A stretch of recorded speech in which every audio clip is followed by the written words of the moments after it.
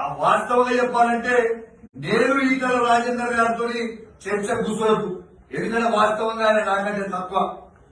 కానీ నా హుజురాబాద్ ప్రజల అభివృద్ధి కోసం, నా హుజురాబాద్ ప్రజల డెవలప్మెంట్ కోసము ఒక మెట్టు కిందికి దిగి నువ్వు సవాల్కి రా, ఆ అభివృద్ధికి ఏం చేసుకోవో చూద్దామని నేను అన్నా. మరి నువ్వు నన్ను ఎట్లయితే నాకంటే నేను సీనియర్ ని నువ్వు జూనియర్ అంటా ఉన్నావు కదా, మరి కేసీఆర్ గారికి నీకెట్లా పోలికయ్యా ఇద్దరు రాజేంద్ర? నీ పొలిటికల్ చరిత్ర 18 ఏళ్ల ఉంటే మా గౌరవ ముఖ్యమంత్రి గారిది 40 ఏళ్ల రాజకీయ చరిత్ర కదా ఇద్దరు రాజేంద్ర గారు.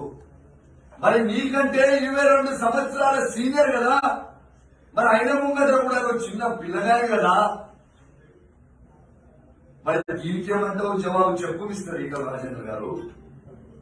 ఇలా ఈటల రాజేందర్ గారు కేసీఆర్ గారి మీద పోటీ చేస్తానంటుంటే ఎంత చిల్లరగా ఉందంటే, ఉదాహరణ మీకు చెప్తా ఉన్నా, నేను అంటలేను కానీ కేవలం ఉదాహరణ.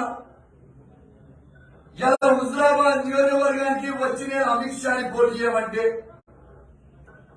లేకుంటే అమిత్ షా మీద నేను పోయి గుజరాత్ లో పోటీ చేస్తాను నేను అంటే ఎంత చిల్లరగా ఉంటుందో.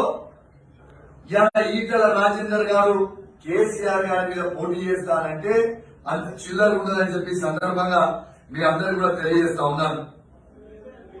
దీంతో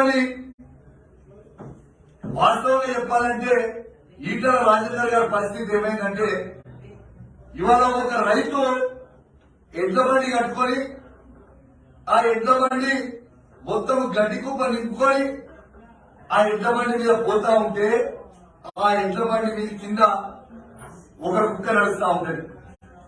ఆ కుక్క ఏమనుకుందంటే, ఈ బరువంతా నేనే పోస్తా ఉన్నా, ఈ బరువంతా నేనే నడుపుతా ఉన్నా అని ఆ కుక్క అనుకుంటా ఉన్నది. ఆ కుక్క కొంచెం 1 కిలోమీటర్ దూరం నడిచిన తర్వాత ఆ కుక్క ఆగింది. ఆ కుక్క ఆగితే బండి ఆగలే, ఎడ్ల బండి ముందరికే పోతా ఉన్నది. అప్పుడు రియలైజ్ అయింది ఆ కుక్క, అయ్యో నేను ఈ బండి మోస్తలేనా, ఇప్పటిదాకా నేను ఈ బండిని మోస్తున్నాను కూడా కానీ ఈ బండి నేను మోస్తలేను, నా పరిస్థితి గిలా అని ఆ కుక్క అనుకుంది. ఇలా ఈటల రాజేందర్ గారి పరిస్థితి ఆ కుక్క పరిస్థితి అయింది. పార్టీని అంతా నేనే మోస్తున్నా, పార్టీని మొత్తం నేను లేకపోతే టీఆర్ఎస్ పార్టీయే లేదు అని అనుకున్నావే, ఇలా నువ్వు మిగిలిన పేరు తప్పితే పార్టీ మాత్రం ముందరికి దూసుకుపోతూనే ఉన్నది. ఇలా 100 ఉద్యమకారులను నువ్వు ఒక్కరి అసలు కేసీఆర్ గారికి నీకు పొలిటికల్గా చెప్పి అడుగుతా ఉన్నా. ఇలా కేసీఆర్ గారు బహుశా కేసీఆర్ గారు లాంటి నాయకుడు ఈ దేశంలోనే ఎవరు లేరు కావచ్చు, ఈ 29 రాష్ట్రాలలోనే ఎవరు లేరు కావచ్చు.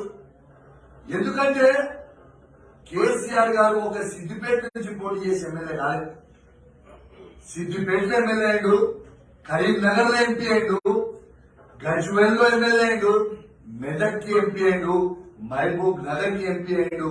బహుశా ఈ రాష్ట్రంలో ఏ కాన్స్టిట్యున్సీ పడితే ఆ కాన్స్టిట్యున్సీ పోయి నేను నాయకుని రాని చూపించిన ఘనత ఒక కేసీఆర్ గారిదే తప్పితే ఈ తెలంగాణ రాష్ట్రంలో కూడా బహుశా కొట్లాడి తెచ్చిన ఘనత కేసీఆర్ గారిది. కానీ అట్లాంటి నాయకుని పట్టుకొని నోటికి వచ్చినట్టు నువ్వు మాట్లాడుతావా? గుర్తుపెట్టుకో మిస్టర్ ఈటల, కేసీఆర్ గారి కాలు గోటికి కూడా నువ్వు పనికిరావు. నువ్వు ఏదో ఏకేస్తా పీకేస్తా ఈ రాష్ట్రంలో అనుకుంటున్నావు, కేసీఆర్ గారి వెంటిగా కూడా నువ్వు పీకలేవు ఈటల, ఇది గుర్తు పెట్టుకో. ఈసారి నీకు దమ్ము ధైర్యం ఉంటే ఇవాళ హుజురాబాద్ నియోజకవర్గంలో ప్రజలందరూ కూడా ఇవాళ ఆలోచించే పరిస్థితికి వచ్చారు. ప్రజలకి మొత్తం అర్థమైపోయింది ఈయన ఎంత పెద్ద మోసగాడనేది. స్వయంగా ఆయన నోటితోనే చెప్పింది కదా.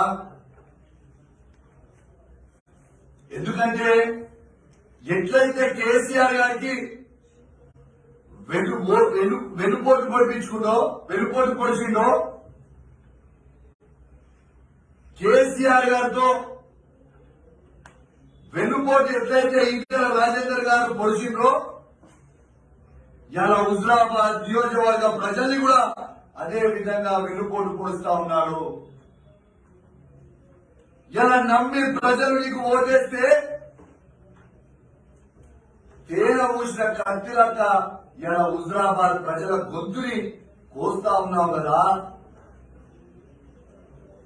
హుజరాబాద్ ప్రజల్ని ఎందుకు ఓటేసినాం రాయ్యా ఈటల రాజేందర్ కి అనుకునే పరిస్థితి లాగా ఇవాళ తీసుకొస్తున్నావు కాబట్టి నువ్వు ఎంత పెద్ద మోసగానో హుజరాబాద్ ప్రజలే కాదు యావత్ తెలంగాణ మొత్తం కూడా అనుకుంటున్నారని చెప్పి సందర్భంగా తెలియజేస్తా ఉన్నాను.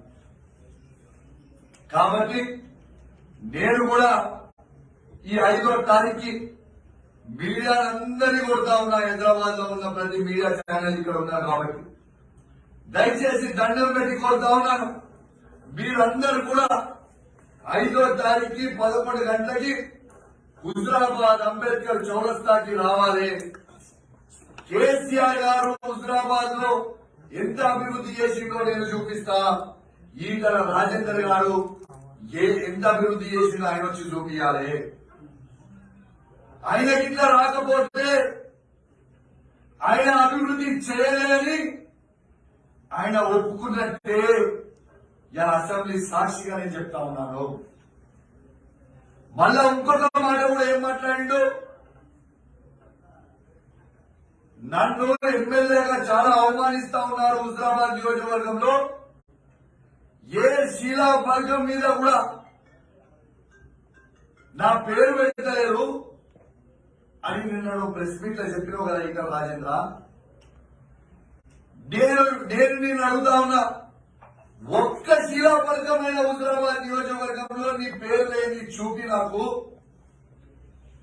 నేను ఈ అసెంబ్లీలో గాంధీ గారి ముంగట నా ముక్కు భూమికి రాకి తప్పైందని చెప్తా.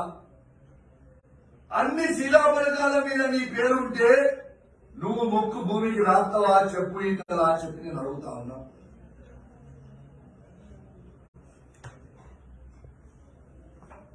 మళ్ళేమంటాడు, కళ్యాణ లక్ష్మి చెక్కులు పంపిణీ చేస్తా ఉన్నారు, నన్ను పిలుస్తలేరు అని అంటా ఉన్నాడు.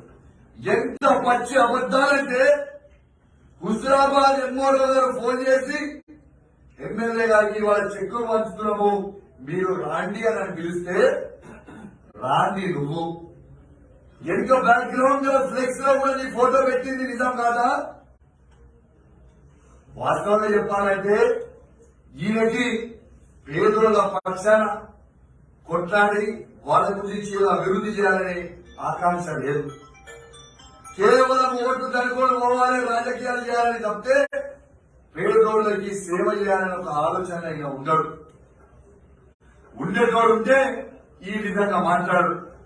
నేను అడుగుతున్నా, ఈటల రాజేందర్ గారు పల్లె ప్రగతి పట్టణ ప్రగతి ప్రోగ్రాం ఉన్నప్పుడు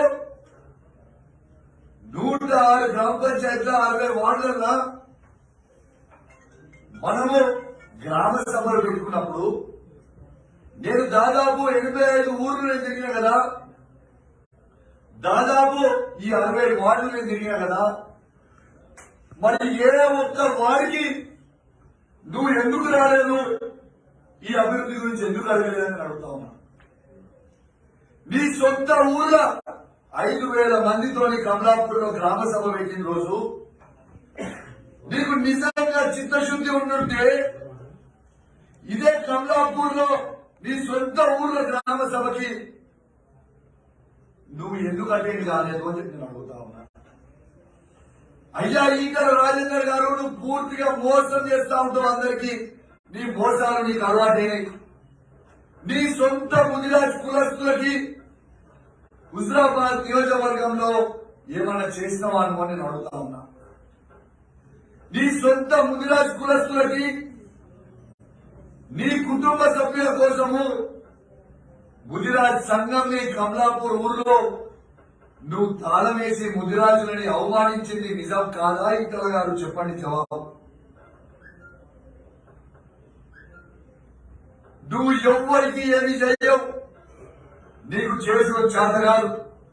కేసీఆర్ గారిని విమర్శించడం కాదు మిస్టర్ ఈటల గారు. కేసీఆర్ గారిని చూసి ఆయనతో 20 ఏళ్ళు నువ్వు ఉన్నావు కదా, కేసీఆర్ గారి దగ్గర చూసి పని నేర్చుకోని చెప్పి నేను చెప్తా ఉన్నాను. 24 గంటలు పేదల ప్రజల గుండెలు సంతోషం నింపడానికి పనిచేస్తున్న కేసీఆర్ గారి దగ్గర నుంచి పని నేర్చుకో తప్పితే విమర్శించుడు కాదు. కాబట్టి ఈటల రాజేందర్ గారిని 5వ తారీఖు హుజురాబాద్ అంబేద్కర్ చౌరస్తా దగ్గర 11 గంటలకి కలుసుకుంటారని, ఆయన కూడా వస్తాడని, యావత్ తెలంగాణ ప్రజలు మొత్తం చూస్తారని, హుజురాబాద్ ఆయన ఏం చేసిందో చూస్తారని కోరుకుంటూ సెలవు తీసుకుంటా ఉన్నాను. జై తెలంగాణ, జై కేసీఆర్. అభివృద్ధి అంటే ఇప్పుడు 10 నెలల కాలం అభివృద్ధి గురించి మాట్లాడుతున్నా, ఆయన గతంలో నుంచి ఈ 10 నెలల వరకు పోతుంది. గతంలో మీ ప్రభుత్వంలో నా ప్రభుత్వం కేసీఆర్ గారు చేశాడు కదా. ఈ 9 నెలల నుంచి సరే, ఈ 9 నెలలు కేసీఆర్ గారు చేశారు. ఈ 10 నెలల నుంచి నువ్వు ఏం చేసినావు? సొంతంగా మంత్రి సొంతంగా అభివృద్ధి చేశారు. హాయ్ ఫ్రెండ్స్, మా టుడే టుమారో యూట్యూబ్ ఛానల్ చూస్తున్నందుకు చాలా థ్యాంక్స్. మరిన్ని లేటెస్ట్ వీడియోస్ కోసం వెంటనే సబ్స్క్రైబ్ చేయండి. అలాగే ఈ బెల్ ని కూడా రింగ్ చేసేయండి. మా నోటిఫికేషన్స్ అన్ని మీ మొబైల్లో వస్తాయి. అలాగే మా వీడియోస్ మీకు నచ్చితే లైక్ చేయండి, షేర్ చేయండి, నచ్చకపోతే కామెంట్ చేయండి.